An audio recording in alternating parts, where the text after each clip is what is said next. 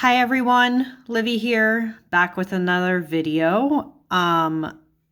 This time I'm going to talk about something, well, not a little different. I was going to say a little different, but not really, because I think other people already do this. Today I want to talk about my card of the month for January. And specifically, I'm talking about January, of course, of 2023. As you all are watching this. And if you can't tell already by the title of this card, that card, this card, number there up there, my card of the month is the Two of Swords. Not the greatest not the greatest start to the year. Now, if you're watching this too, you might be wondering, wait a second, I don't remember seeing you post a year ahead spread. And you're right. I didn't post a year ahead spread for this year. And the reason why is actually very simple. When I started my tarot practice, I've been doing tarot since 2015. Let me rewind a little bit.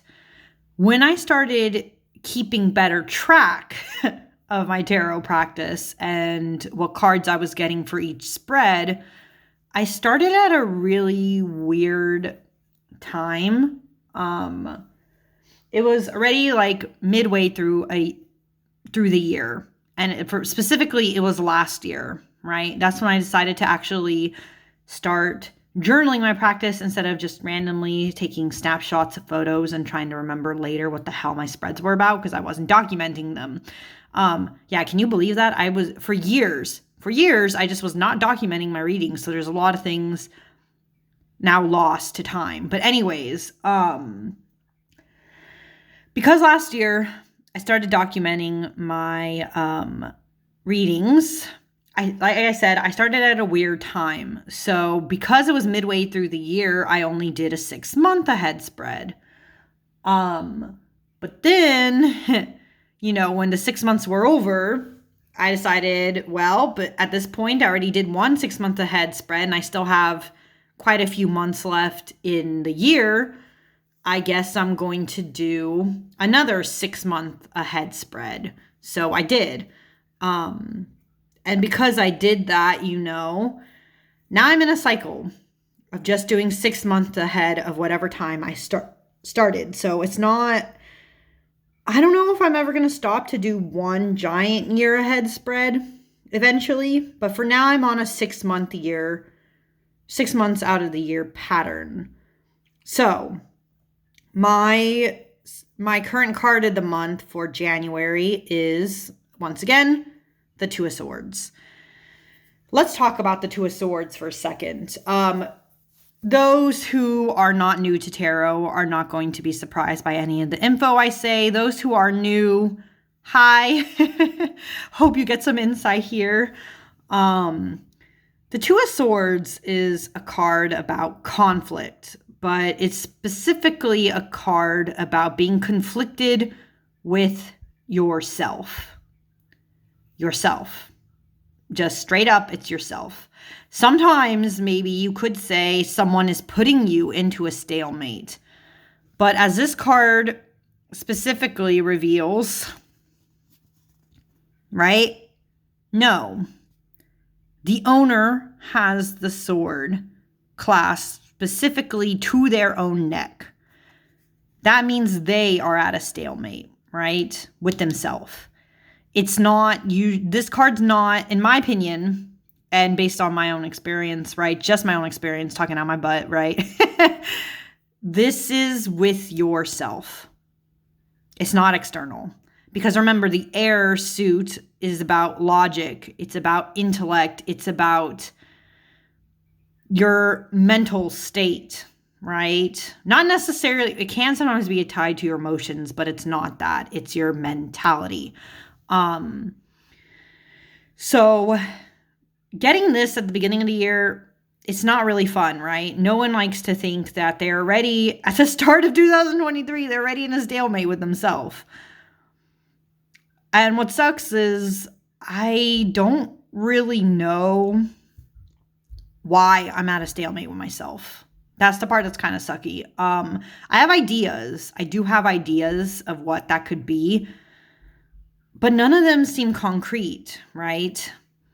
And as dramatic as pointing a sword at yourself can be, for that reason, I think one of my favorite Two of Swords ever in existence, and this is actually the card I specifically pulled to do my 6 month ahead spread reading, which is why I'm showing it. I'm also going to show it now. One of my favorite Two of Swords is this card. Of course, if you've been on my channel long enough, you know I never shut the fuck up about the Raven's Prophecy Tarot. This is the Raven's Prophecy Tarot. This is one of my favorite Two of Swords because this encompasses the full meaning of what this card to me is really about. And that is the fact that you are crossing your own fingers. You probably tied yourself up into a bind, right? The idea of my hands are tied. You did that. And even in her guidebook, which I do have on my desk, but I'm not going to open that up.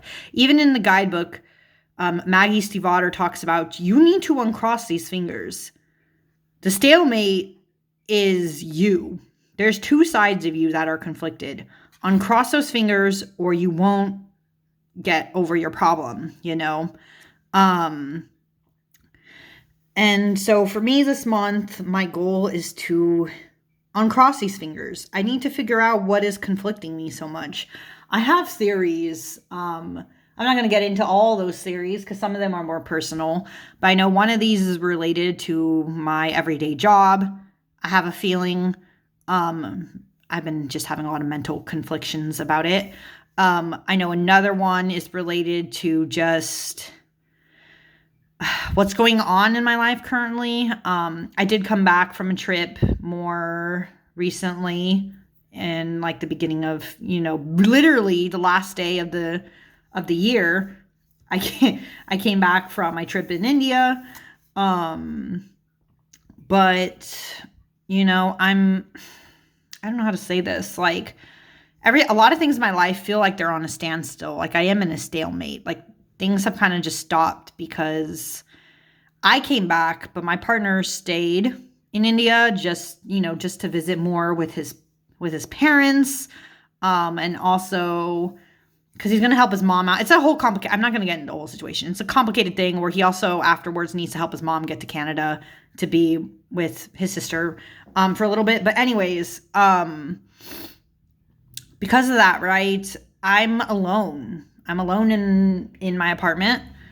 And so like social, emotionally, I guess too, like who I hang out with, whom I'm with, I guess I could feel like I'm in a stalemate with myself in that way too.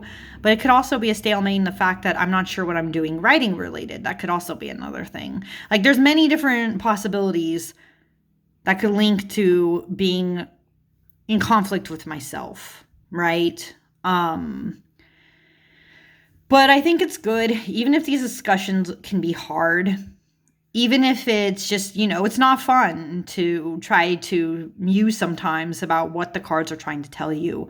But I think it's important to, because if you don't try to understand, then you can't fix your own problem and you might just end up getting the same kind of reading again. Now, I know it's not, obviously. I have a tarot journal. I already know what my card for next month is also, because again, I'm still in that 6 month cycle.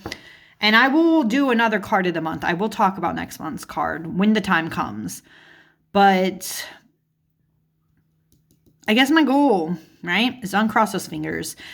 And my recommendation for you, if you don't already know what your year ahead spread is, whether you do 6 months like me, a whole year ahead, however you determine what your cards of the month are. Maybe you just pull one every month, right? Maybe you don't give a shit about doing the big spreads. And that's okay too. You don't have to, by the way. Your practice is your practice. You can do whatever the hell you want, right? But I do think it's a good exercise to examine those cards and to try to think about how you can fix things, And I say fix in this case because obviously no one wants to be at Two of Swords. Most people do not want to be fighting themselves. But anyways, yeah, I do want to make this, though, a more consistent video. I do like talking about tarot in the sense of, like, not just showing you pretty cards. I do that too, right? You guys have seen my videos. I do post about decks I get and stuff like that. And I do a bunch of tags, but I do like doing things like this, just talking about my card of the month. So I'm going to do that more consistently. But this was the first quick little video because, again, this is only one card. I could go on forever trying to analyze this card. Like, I could even look at this one, right? There's a lot you could say about this Monsoon Tarot. By the way, this is the mini Monsoon Tarot. If you're looking at this going, what in the hell? I've been using hell a lot today. Sorry. But still, it's like, what in the world? This is the mini. The regular ones have, I think they have gray borders. I've been tempted to get the regular one, but this is my perfect travel deck, so I haven't. Also has that waffly linen cardstock. It's so good. I mean, even this one you could say, right? Because they're blindfolded, the conflict is still themselves. They could either get the key they need to escape, or they can get freaking stabbed with scissors. Like, again, I could go on and on about this, but I want these to be quick videos, so I'm going to peace out now. But next month, keep an eye out for my next card. Because it's always good to get insights, especially if maybe, I don't know what would be the odds of that. Someone having the same exact card as you in a month. There's 78 cards, but the odds of that in the whole universe is interesting. But anyway, sorry, I'm not going to get into that. I'm going to leave. Bye, guys, for now. See you next time.